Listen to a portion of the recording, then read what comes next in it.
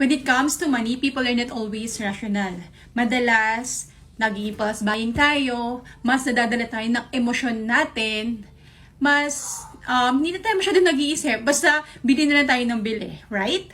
Yeah, may mga ganyan tayong scenario. And then another example is people know that it's important to save.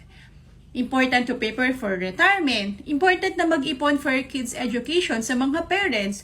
Important din na may health protection para kapag nagkasakit. Pero question, ilan lang ba ang gumagawa nun?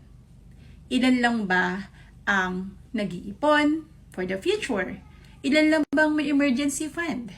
Bakit ganon? So, dito papasok ang behavioral finance. Behavioral finance is the study of human actions in financial matters. So, para mas maintindihan mo yung sarili mo kung bakit gaganon gumastos, para mas maintindihan natin yung mga clients natin, yung mga nasa sales industry, kung bakit ganon yung desisyon nila. And according nga kay Dave Ramsey is known as the personal finance expert and an author. So sabi niya, personal finance is 80% behavior and only 20% knowledge.